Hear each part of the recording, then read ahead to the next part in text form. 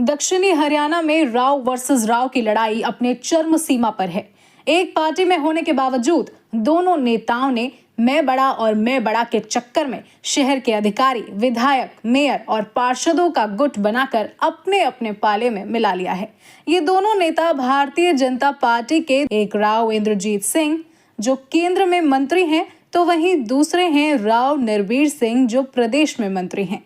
दोनों में आपसी मनमुटाव इतना है कि पार्टी के दबाव के कारण एक मंच पर तो बैठते हैं, लेकिन बात करना तो दूर, नजर तक मिलाना पसंद नहीं करते।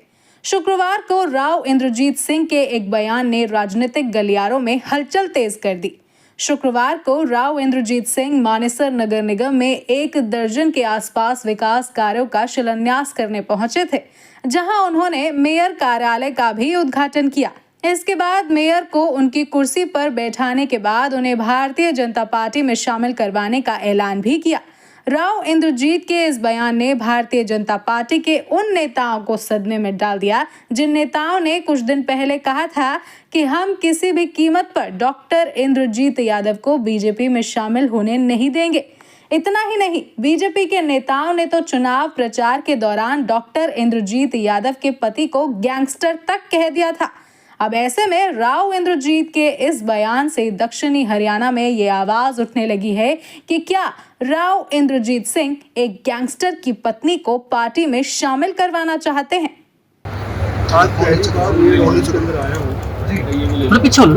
का समय है, समीक्षा लेने आया हूँ कि वहाँ की इन दिनों के अंदर व्यवस्था क्या है, सूरज की व्यवस्था क्या है, पानी की व्यवस्था क्या है, पानी के निकास की व्यवस्था है।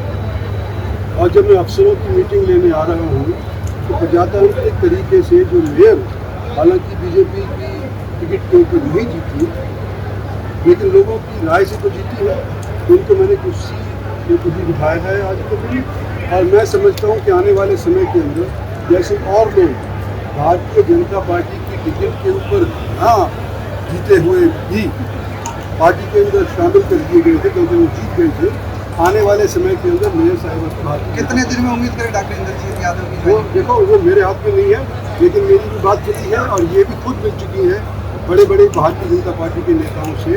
उनका सकारात्मक रवैया रहा है और मैं उम्मीद करता हूँ कि जल्द से जल्द इनको बीजेपी के फोल्ड के अंदर हम शामिल कर पाएंगे।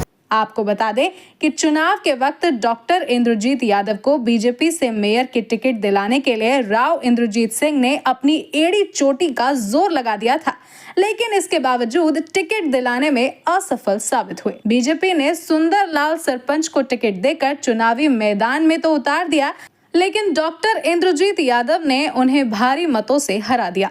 चुनाव प्रचार के दौरान बीजेपी में रहने के बावजूद राव इंद्रजीत सिंह एक दिन भी बीजेपी प्रत्याशी के लिए चुनाव प्रचार में नहीं उतरे और अंदर खाने में डॉक्टर इंद्रजीत यादव को अपना समर्थन दिया, जिसका परिणाम ये हुआ कि डॉक्टर इंद्रजीत यादव चुनाव जीत गयी।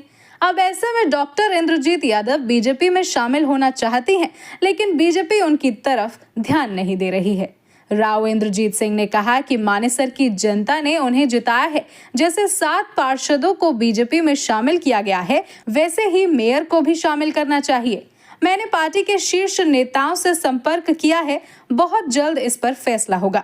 देखो, वो तो भारतीय जनता पार्टी के शीर्ष नेतृत्व के ऊपर है और भारतीय जनता पार्टी जब आज के दिन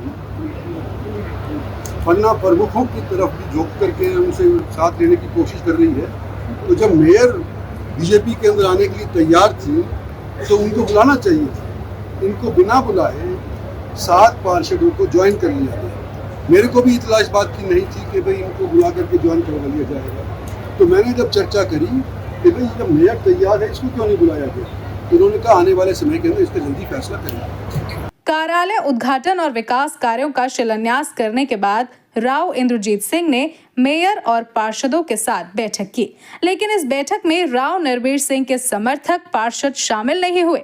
राव इंद्रजीत सिंह ने कहा कि हमने सभी पार्षदों को बुलाया था, लेकिन कुछ पार्षद किसी कारणवश शामिल नहीं हुए हैं।